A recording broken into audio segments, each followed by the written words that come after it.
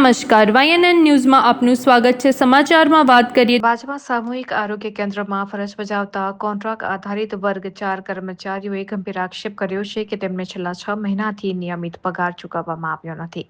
કર્મચારીઓનું કહેવું છે કે અનેક વખત રજૂઆત કરવા છતાં કોન્ટ્રાક્ટર દ્વારા પગાર ચૂકવવામાં આવતો નથી.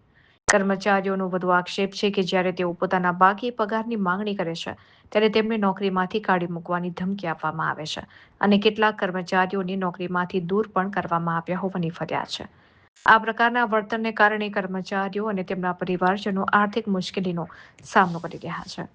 કર્મચારીઓએ રાજ્ય સરકાર, આરોગ્ય વિભાગ અને સંબંધિત ઉચ્ચ અધિકારીઓને સમગ્ર મામલે તાત્કાલિક તપાસ કરીને બાકી રહેલો પગાર વહેલી તકે ચૂકવવા, જવાબદાર કોન્ટ્રાક્ટર સામે યોગ્ય કાર્યવાહી કરવા તેમજ કર્મચારીઓને ધમકી અને અન્યાયથી સુરક્ષા આપવા માંગ કરી છે. જો કર્મચારીઓના આક્ષેપો સાચા હોય તો આ મામલો શ્રમિક અધિકારો અને સરકારી આરોગ્ય સેવાઓ સાથે જોડાયેલો ગંભીર પ્રશ્ન બની શકે છે. સંબંધિત તંત્ર દ્વારા નિષ્પક્ષ તપાસ કરીને હકીકતો જાહેર કરવામાં આવે તેવી માંગ ઉઠી રહી છે. રિપોર્ટર રાહુલ રાજપૂત. બોલો. હું છેલ્લા 7-8 વર્ષથી જ્યારે કોરોના હતો ત્યારનો પણ અહીંયા હું હાજર છું. ત્યારનો મને અહીંયા આગળ રાખેલો છે અને હું ફરજ બજાવું છું. વોર્ડબોયની ફરજમાં મારે જે કામ આવે છે એ પણ હું કરું છું અત્યારે, અને બીજું ફાલતુ પણ કામ કરીએ છીએ. અત્યાર સુધી જ્યાં સુધી અમારો કોન્ટ્રાક્ટ ડીજે નાકરાણીવાળો હતો ત્યાં સુધી અમને કોઈ પ્રોબ્લેમ પગારનો નહોતો. આ જ્યારે બીજો કોન્ટ્રાક્ટ બદલાયો એટલે અમારે પગારના પ્રોબ્લેમ થઈ ગયો. એટલે આ મહિને, બીજે મહિને, ત્રીજે મહિને એમ કરીને છેલ્લા 6 મહિનાથી અમારો પગારના ઠેકાણા હોતા નથી. અમે જાણ કહીએ તો કે તમને છૂટા કર્યા છે, તમે પગાર કહે રજા ઉપર રહ્યા છે. અમે 15 તારીખે કલેક્ટર સાહેબને જાણ કરી તો કલેક્ટર સાહેબે કહ્યું કે કશો વાંધો નહીં, તમને ના એ થાય તો અમને મળજો તો અમે એનું સોલ્યુશન લાવીશું. કે આખરે અમારે ના, અમારી પાસે કોઈ કશું ના રહ્યું તો પછી અમે મીડિયાને બોલાવ્યું. શું નામ તમારું? ગિરીશભાઈ ધનાભાઈ પ્રજાપતિ. બાજવા સામૂહિક આરોગ્ય કેન્દ્રમાં કામ કરતા 4 કર્મચારી, વોર્ડ બોય 2 તેમજ સ્વીપર તરીકે 2 કામ કરતા કર્મચારીઓને છેલ્લા 2-3 મહિના સુધીથી પગાર નહોતો આપવામાં આવ્યો.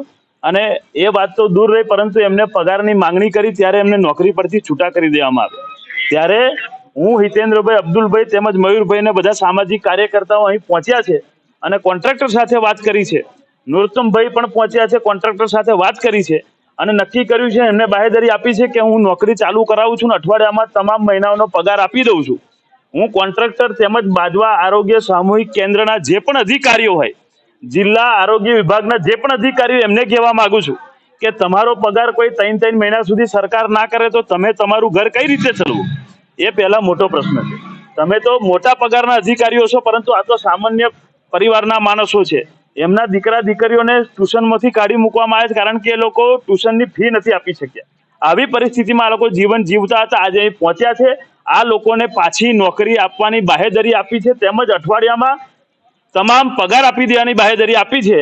આ બાહેધરી પૂર્વક જો કોઈ પણ અધિકારી કે કોઈ પણ કોન્ટ્રાક્ટર કામ નહીં કરે તો પછી આ લોકોને ગુજરાતીઓને ગામડાનો પાવર બતાવતા લખન દરબારને વાર નહીં લાગે. કારણ કે કોઈના બાપનો કાયદો નથી, આ લોકોનો કાયદો છે અને કાયદા પ્રમાણે બધાએ ચાલવું પડે. કોઈ કાયદાથી ઉપર નથી, હું પણ નહીં કે કોઈ અધિકારી પણ નહીં.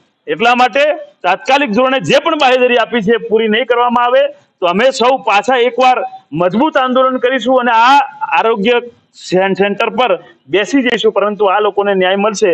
આજની બાબત છે, બાહેધરી એમને આપી દીધી છે અને નોકરી પર પાછા લેવાની વાત કરી છે. ત્યારબાદ પગાર આપવામાં આવશે. Subscribe now and press the bell icon. Never miss an update.